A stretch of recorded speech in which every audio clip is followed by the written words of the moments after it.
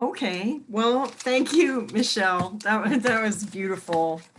I'm always astounded at the manifestations and how right on they are, how accurate and how timely. And the first words out of Tom's mouth this morning were the title that I had chosen to give this teaching, and that is pay attention. And we pay attention to the Lord so that we can follow him. And I wanted to open with a record in Exodus in chapter 23. And this is when the children of Israel were being led by Moses through the desert to the promised land. And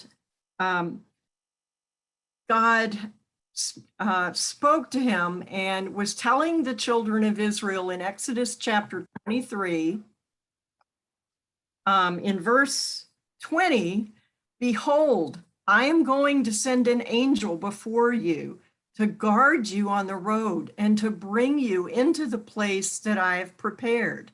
Pay attention to him and listen to his voice. Do not be rebellious against him, for he will not pardon your disobedience, for my name is in him. But if you carefully listen to his voice and do all that I say, then I will be an enemy to your enemies and an adversary to your adversaries. And so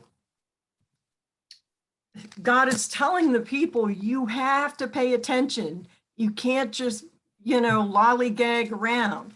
Moses had been telling them since he had returned from the desert to Egypt that he was going to rescue them, bring them out of Egypt.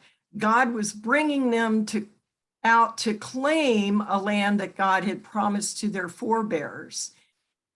And God had kept them safe through 12 plagues. They had plundered the Egyptians, who were glad when they left.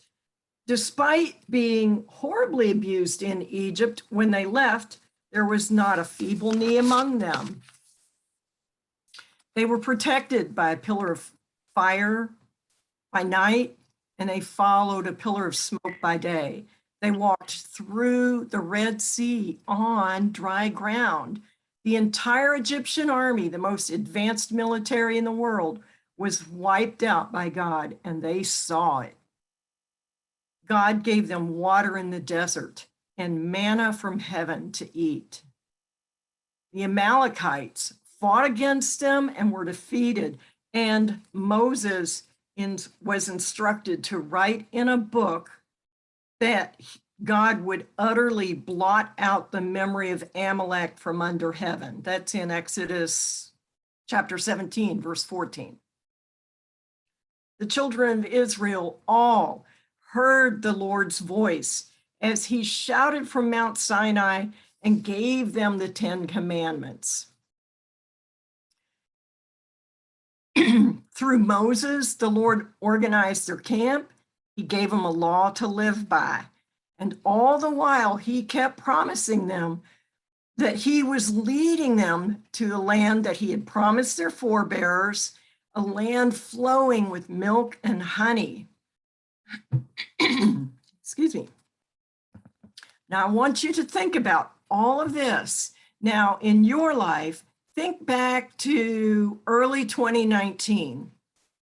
When businesses were all starting to shut down, people were starting to get locked into their homes, this whole pandemic thing had begun.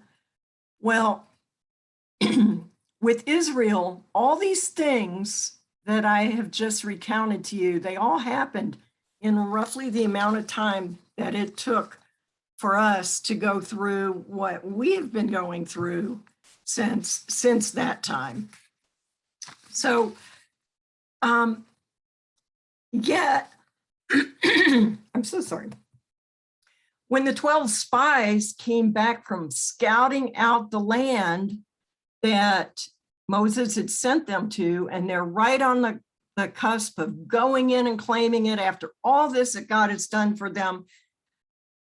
The 12 spies came back and 10 of them just said, you know what?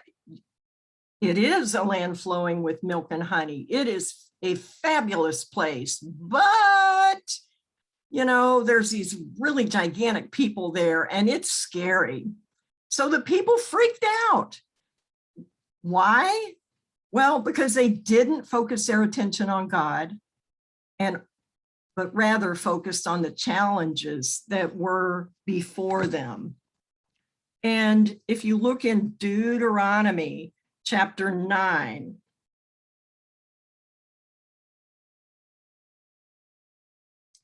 it tells about what happened in Deuteronomy Chapter 9.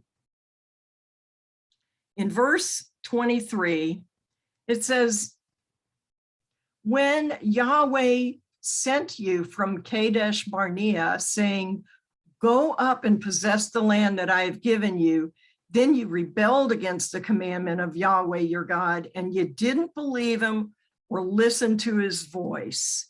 They didn't believe, they rebelled because they were not paying attention. It's mind-blowing to think that all that God had done for them, and yet they chose to focus on the wrong thing. Years later, Israel rejected the type of government that the Lord had given them, and they begged for a king. So they got Saul.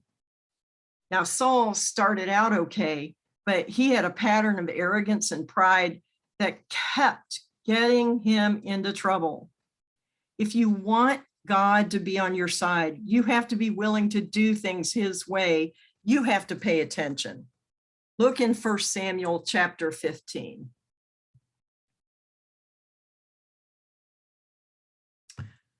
First Samuel.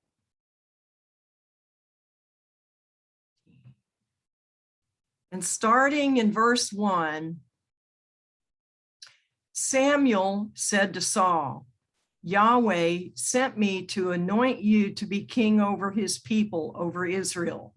Now, therefore, listen to the voice of the words of Yahweh. This is what Yahweh of armies says. I have marked what Amalek did to Israel, how he set himself against him in the way when he came up out of Egypt.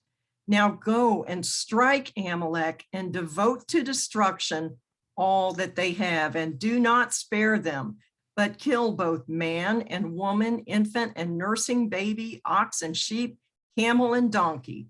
So Saul summoned the people, numbered them in Telaim, 200,000 footmen, 10,000 men of Judah. Saul came to the city of Amalek and laid wait in the valley. Saul said to the Kenites, go down from among the Amalekites, lest I destroy you with them, for you showed kindness to all the children of Israel when they came up out of Egypt. So the Kenites departed from among the Amalekites, and Saul struck the Amalekites from Havilah as you go to Shur, that is before Egypt. He took Agag, the king of the Amalekites, alive, and devoted to destruction all the people with the edge of the sword. But Saul and the people spared Agag and the best of the sheep and of the cattle and of the fatlings and the lambs and all that was good, and did not devote them to destruction, but everything that was vile and worthless, they devoted to destruction.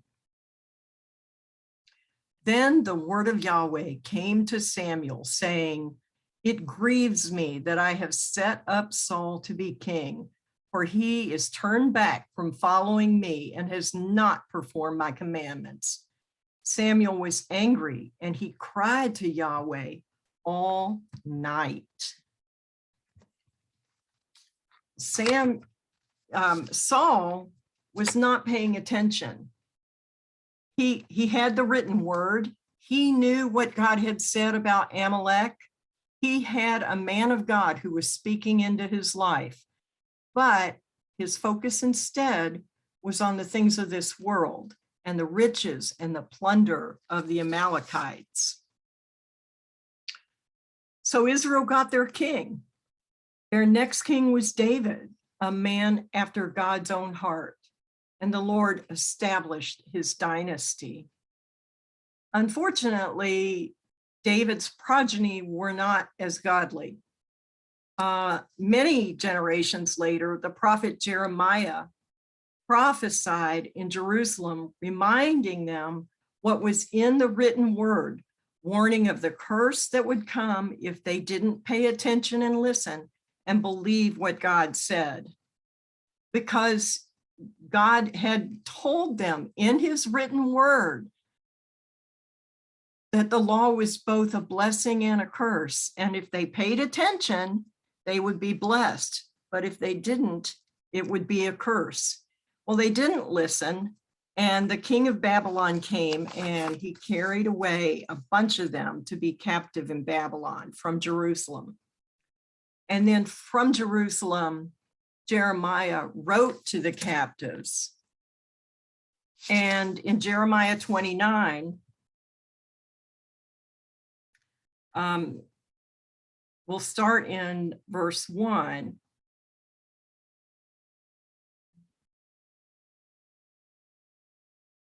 Jeremiah 29, verse 1. The word of Yahweh came to me saying, oh, wait, I'm sorry, I'm in chapter 1. Jeremiah 29, 1. Okay. These are the words of the letter that Jeremiah the prophet sent from Jerusalem to the residue of the elders of the captivity, and to the priests, and to the prophets, and to all the people whom Nebuchadnezzar had carried away captive from Jerusalem to Babylon. After that, Jeconiah the king, the queen mother, the eunuchs, the officials of Judah and Jerusalem, the craftsmen and the smiths had departed from Jerusalem by the hand of Elisha, the king of Shaphan, and Gamariah, the son of Hilkiah, whom Zedekiah, the king of Judah, sent to Babylon to Nebuchadnezzar, king of Babylon. This is what Yahweh of armies, the God of Israel, says to all the captivity whom I have caused to be carried away captive from Jerusalem to Babylon. Build houses and live in them, and plant gardens and eat their fruit. Take wives, father sons and daughters. Take wives for your sons and give your daughters to husbands so that they might bear sons and daughters. And multiply there and do not be diminished. Seek the welfare of the city to whom I have caused you to be carried away as captives, and pray to Yahweh for it, for in its welfare you will have your welfare. For this is what Yahweh of armies, the God of Israel, says: do not let your prophets who are in the midst of you and your diviners deceive you, and do not listen to your dreams that you cause to be dreamed. For they prophesy falsely to you in my name. I have not sent them. For this is what Yahweh says: after 70 years are accomplished for Babylon, I will visit you and perform my good word toward you in causing you to return to this place. For I know the plans that I have in mind for you, says Yahweh, plans of peace and not of evil, to give you hope and a future. You will call on me and you will come and pray to me, and I will listen to you. You will seek me and find me when you search for me with your whole heart. So what God is telling them is, listen, this is through Jeremiah. He's saying, look, you're going to be here for a while. It's going to be 70 years. This is what you need to do so that you can be blessed in the meantime. But there were false prophets, and they stood against Jeremiah. They'd been standing against him while he'd been prophesying before this captivity happened. They Some of them ended up in Babylon and they prophesied against him there. And they were full of hubris. They, we're God's chosen people. He's given us this promised land forever. We're, don't pay attention to Jeremiah. You're not going to be here 70 years. Well, so what were the people supposed to do with that? Well, the people who were paying attention knew that in Deuteronomy Chapter 18, and you can go there if you want, Yahweh had told people that the way to tell if a prophet was the real deal was if his words came to pass. So Deuteronomy 18.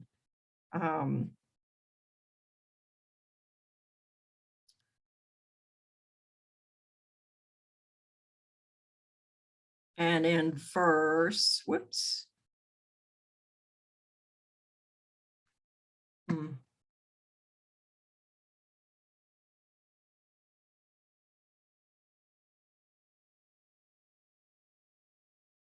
And, oh gosh, did I get the right? Okay. I think I might have picked, okay. Well, I'll have to look that up. I think I have the wrong reference. However, it does say in Deuteronomy that if a prophet's words come to pass, you know that he's real. If they don't come to pass, then don't believe him. You don't need to be afraid of him. So the people who were in, had been carried to Babylon, they, if they were paying attention, they knew what was in the written word. They had studied it. They paid attention to what it said. They knew that when Jeremiah had prophesied evil would come on them as a people if they didn't obey the law. They knew that was in the word. When it happened, they remembered that Jeremiah had prophesied that. They knew the written word and they paid attention to it, but also they knew Jeremiah and they paid attention to his life. And they paid attention to not only what he said, but what he did. And how did he live his life? Did he live a godly life? The same with the false prophets. What were they saying? They had prophesied that evil was not going to come, but it came. And I'm sure there were people who wanted to believe that evil would not come, but that was contrary to what the word had said. And the prophets who were prophesying against Jeremiah, well, the people knew them too. They knew their life and how they lived. So even if it wasn't what they wanted to hear, when Jeremiah prophesied to them and said, you're going to be here 70 years, they knew that they could believe him. And it was such a comfort. It was so practical. It really made a difference in their life if they paid attention. In Psalm, we don't have to go there, but in Psalm 119, 105 says, the word is a lamp unto my feet and a light unto my path. When you study the word and you pay attention to it and you take the time to know it, it will give you understanding, not only of things in the spiritual realm, but in practical life. In Proverbs Chapter 2,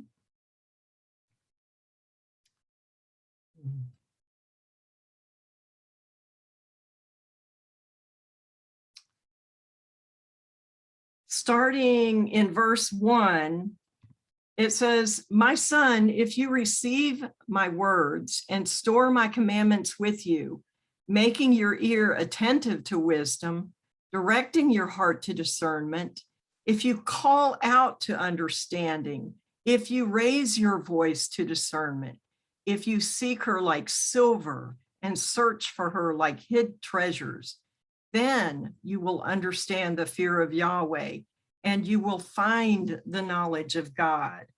Well, what this is talking about here is not something that happens in just a few minutes.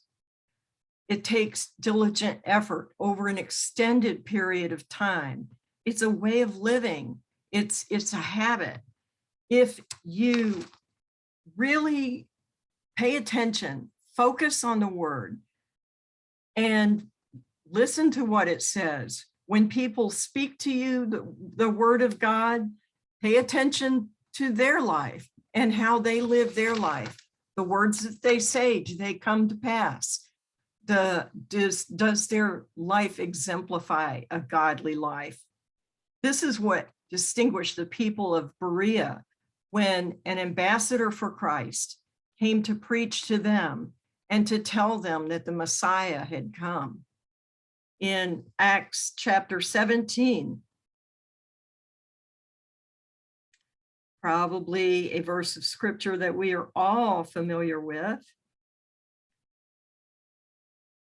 It says that of these people, these were more noble than those in Thessalonica. They received the word with great willingness, examining the scriptures daily to see if these things were so.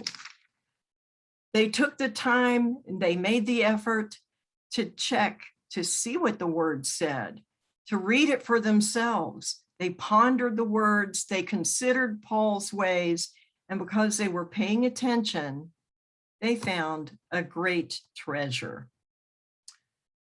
So what I would urge each and every one of us to do is to pay attention to the word, to pay attention to those who are teaching us the word, and to just see what God says, and God will show you the way to go. That's it. Thank you.